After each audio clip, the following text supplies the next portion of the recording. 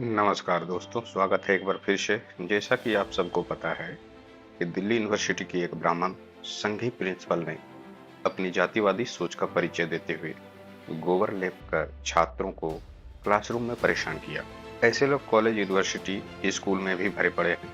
ऐसे मनु के पुत्र और पुत्रियों अपनी मेरिट से नहीं बल्कि अपनी टाइटल के दम पर नौकरी पाती हैं या पाता है। जब वाइवा होता है तब इन मनुवादियों को ज्यादा नंबर मिलता है, जब इंटरव्यू होता है तब इन्हें ज्यादा नंबर मिलता है, जब पीएचडी की थीसिस जमा करना हो तब इन्हें बिना पूछे ज्यादा नंबर दिया जाता है।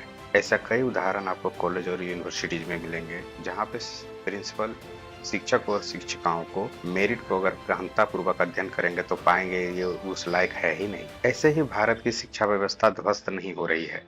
ये लोग दीमक की तरह पिछले 11-12 वर्षों में देश को बर्बाद कर दिया है। जो सुधार प्रक्रिया कांग्रेस के जमाने में हुआ था, उसे इन लोगों ने फिर से वही मनवादी काल में पहुंचा दिया है। ऐसे लोग अपने पेट से मतलब रखते हैं, देश से मतलब नहीं। और होगा भी कैसे नहीं, जब ये लोग भारत को अपना देश मानते ही नहीं, समझते ही नहीं। ये तो अपने आप को आर्य सर्वश्रेष्ठ विदेशी मूल को मानते हैं, क्योंकि इन सभी के धर्म ग्रंथों में भी यही लिखा है कि ये लोग यूरेशिया से आए हैं। ये 21वीं सदी की दौर है। मेरा आग्रह है कि सभी मनुवादी सुधर जाएं, नहीं तो सुधारने के लिए इस देश के युवा काफी है। देखिए इस वीडियो में ऐसा ही एक उदाहरण।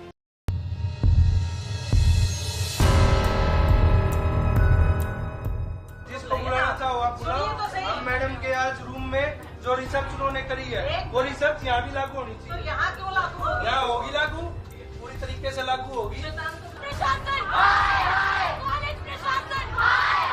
प्रिंसिपल मैम मुर्दाबाद।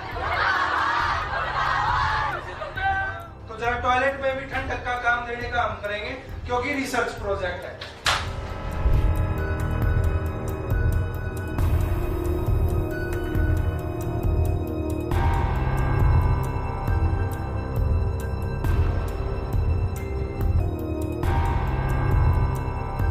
प्रिंसिपल मैम मुर्दाबाद।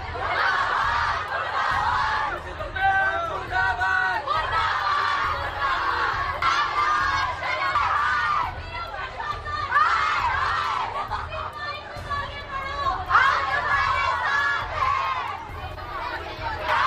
जी मैडम बताएं।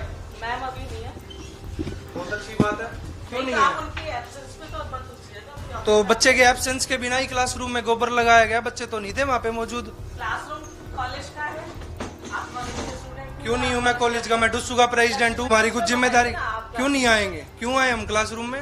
मैम आ जाएंगे आप। जो अधिकार स्टूडेंट को है कि उसके मौजूदगी में क्लासरूम में गोबर लगना चाहिए था। गोबर लगाया या नहीं लगाया आपको कैसे पता? क्यों नहीं? वीडियो है सारे, हर उसमें हर प्लेटफॉर्म पे वीडियो है। उसमें ये तो नहीं लिखा ना गोबर लगाया। क्यों नहीं लिखा हुआ? काउडंग लिखा उसमें, और कैसे लिखा जाएगा? लिखने वाले लिख रहे हैं, इसका मतलब ये तो अरे नहीं मैम होगा। आप अपनी बात से मुकरिए मत।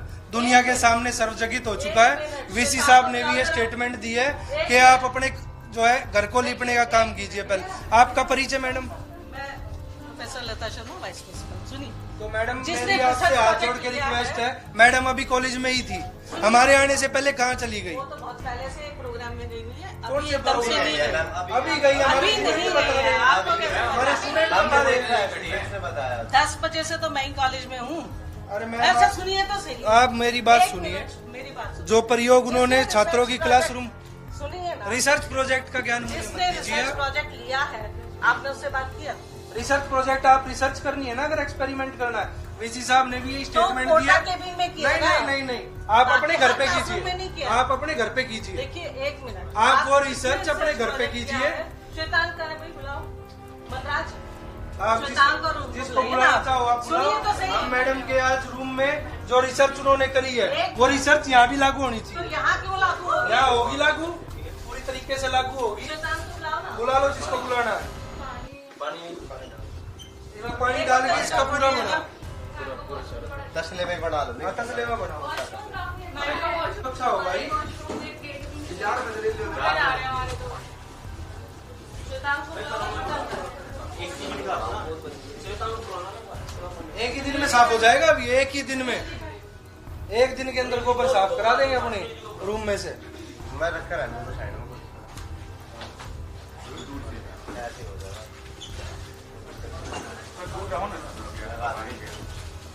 भाई ऐसे लगाओ इसने पूरा नू लगाओ भाई नू लगाओ ऐसे ऐसे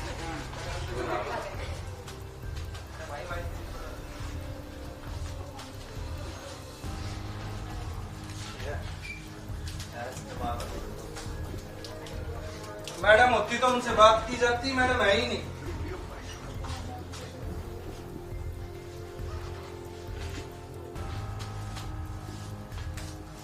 रिसर्च प्रोजेक्ट इम्प्लीमेंट हो रहा है। और कहाँ पे बैठती है मैडम? यहाँ पे? मैडम यहाँ नहीं बैठती। कहाँ बैठती है मैडम? रूम बता दो मैडम, कहाँ बैठती है मैडम? मैडम काम में बिजी है तो गोबर लगाने का समय मिल जाता है। आपके रूम में तो एसी चल जाएगा, लाओ चला के दिखा दूं मैं, 1 मिनट में चला के दिखा दूंगा।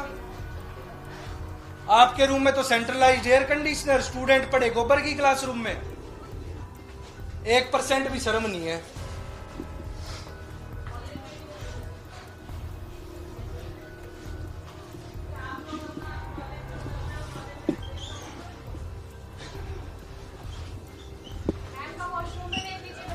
हाँ मैडम के वॉशरूम को भी जरा सुगंधित करते हैं। करवाइए सीधा। ये आलीशान बाथरूम लक्ष्मीबाई कॉलेज मैडम की प्रिंसिपल का है। बच्चों को यहाँ वॉशरूम की सुविधा इतनी त्रस्त है कि स्टूडेंट ढंग से वॉशरूम को साफ टॉयलेट भी नसीब नहीं है। तो जरा टॉयलेट में भी ठंडक का काम देने का हम करेंगे, क्योंकि रिसर्च प्रोजेक्ट है।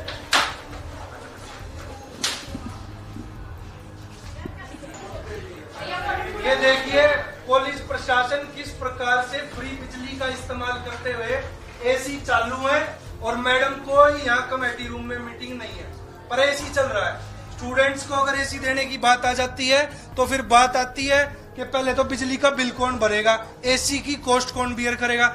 ये मैं देखता हूँ 12 बाय 12 का कमरा होगा और इसमें 2 एसी लगे हुए हैं आलीशान, और एक तो चल ही रहा है। ऐसी प्रिंसिपल का हम विरोध करते हैं। वह पीछे हो जाओ।